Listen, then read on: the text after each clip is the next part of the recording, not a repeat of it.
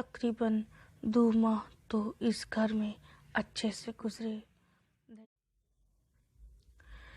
گرمیوں کی ایک رات تھی جب ہم باہر صحن میں سو رہے تھے کہ تقریباً آدھی رات کے وقت کسی نے پورے صحن میں گرم ابلتا پانی پھینک دیا جو ہمارے نیچے بھی آیا اور ہم سب چلاتے ہوئے اٹھ بیٹھے۔ حیرانگی کی بات تھی کہ اتنا گرم پانی جس سے دھوئیں نکل رہے تھے اس سے ہم میں سے کوئی بھی جلا نہیں۔ ہم لوگ بہت ڈر گئے، پر یہ تو شروعات تھی ان واقعات کی۔ سردیوں میں کوئی ہم پر برف سا ٹھنڈا پانی صحن میں پھینک دیتا اور ہمارے بستر کپڑے سب بھیگ جاتے اور ہم سردیوں میں کانپتے ہوئے سارا پانی صاف کر کے کپڑے بدل کر بستر بدل کر سوتے۔ پھر یہ سلسلہ چل نکلا۔ ہر 1 سے 2 ماہ میں ہمارے ساتھ یہ معاملات ہوتے۔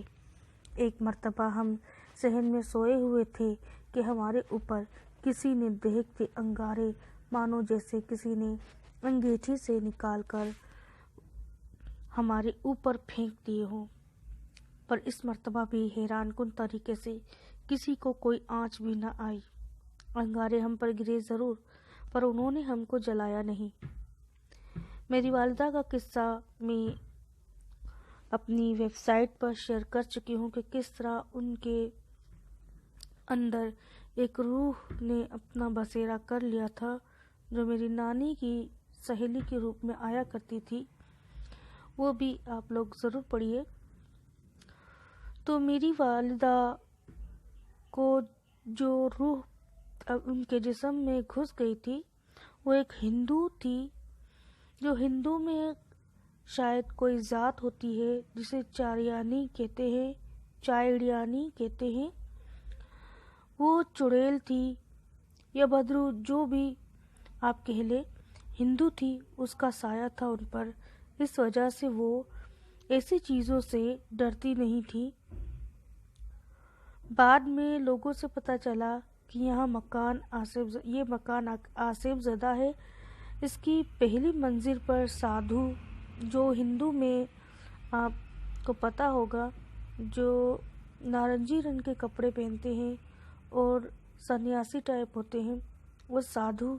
دوسری منزل پر یعنی کہ بیچ کی منزل پر جنات اور تیسری منزل پر چڑیل تھی۔ آخر کی منزل جو کھلی چھت تھی اس پر ایک عورت بچوں کو دینی تعلیم دیتی تھی، مدرسہ پڑھاتی تھی، تو اس منزل پر آصف ہونا ممکن تو نہیں تھا، پر باقی کی 3 منزل آصف زدہ تھی۔ ان منزل پر جو لوگ رہتے تھے انہوں نے بھی ہمیں اس گھر کے آصف کے بارے میں بتایا۔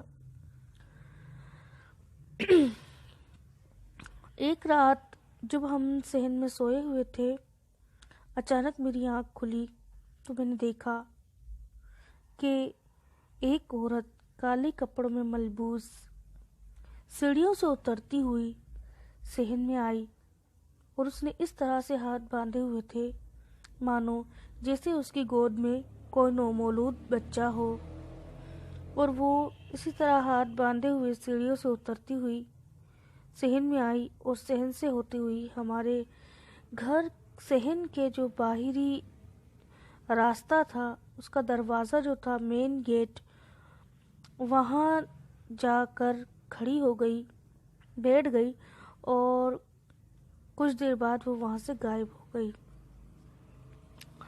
جب معلوم کرا ہم لوگوں نے وہاں رہنے والوں سے، تو انہوں نے بھی اس بات کی تصدیق کی کہ ہر رات 12 بجے ایک کالے کپڑوں میں ملبوس عورت ہاتھوں کو اس طرح باندھے جیسے اس نے کسی نومولود بچے کو گود میں سلایا ہو، اس طرح ہاتھ باندھے، لمبا سا گھونگھٹ ڈالے، سیڑھیوں سے اتر کر، اور صحن سے ہوتی ہوئی باہر جانے کے دروازے سے باہر نکلتے ہی ہمارے دروازے میں ایک چھوٹا سا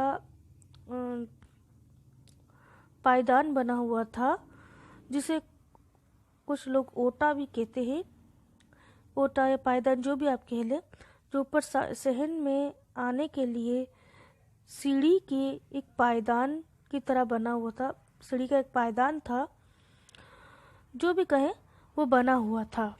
बस हर रात वो औरत सीढ़ियों से उतरकर सहन से होकर दरवाज़ा खोलकर इस पायदान तक आती, कुछ लम्हे वहाँ ठहरती और फिर गायब हो जाती थी। ये वाक़यात उस घर में रहने वालों के लिए नए नहीं थे और रोज़ के मामूलात में से थे। एक मर्तबा सहन में जब हम पर किसी ने अंगारे बरसाए तो मेरी वालिदा, जो बहुत सादालू थी, ऐसे वाक़यात के नुकसानात को समझ नहीं पाती थी। उन्होंने बआवाज़ बुलंद कहा कि अरे जिन बाबा, या वो इंडिया से आई थी हिजरत करके पाकिस्तान। जब पाकिस्तान और इंडिया अलहदा हुए तो वो इंडिया से हिजरत करके पाकिस्तान आ गई थी, तो उनकी जो ज़ुबान थी, जो लैंग्वेज थी उनकी, उनमें इंडियन लैंग्वेज बहुत शामिल थी। तो उन्होंने बआवाज़ बुलंद कहा कि अरे जिन बापू, पुराने ज़माने में लोग बहुत सादा और सीधे होते थे, इसलिए वो सबको अपनी तरह समझते थे, इंसान हो या जिन। तो उन्होंने कहा, अरे जिन बापू, अंगारे क्या फेंकते हो? कोई खाने की चीज़ फेंकते तो मुझ जैसा बुजुर्ग इंसान खा भी पाए।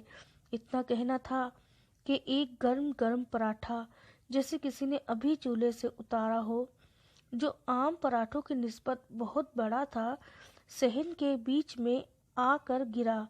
हम थे तो छोटे बच्चे, पर फिर भी इन बातों को समझ सकते थे कि इस तरह के वाक़यात कोई इंसान के बस की बात नहीं। जैसे ही पराठा गिरा, मेरी वालिदा ने लपक कर पराठा उठाया और ख़ुद भी खाया और हमको भी खिलाया। इतना लजीज पराठा था कि आज तक मैंने अपनी ज़िंदगी में इतना लजीज पराठा नहीं खाया। फिर रोज़ मगरिब की अज़ान के बाद हमारे सहन में गर्म गर्म पराठा गिरता और हम सब अम्मी के साथ मिलकर खाते। एक मर्तबा अचार का मर्तबान, जो सफ़ेद शीशे का बना हुआ था, हमारे सहन में आकर गिरा। हैरान कुन बात ये थी कि ऊपर मंजिल से गिरने के बावजूद शीशे का मर्तबान एकदम साबित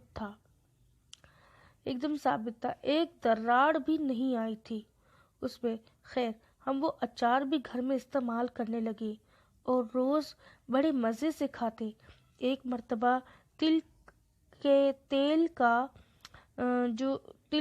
का जिसकी खुशबू से ही हमारा पूरा सहन महक उठा था, उसका बड़ा सा कनस्तर हमारे सहन में गिरा, जिससे हम सर्दियों में लहसुन बनाकर खाते। लहसुन सर्दियों की ख़ास डिश बनाई जाती है हमारे ख़ानदान में।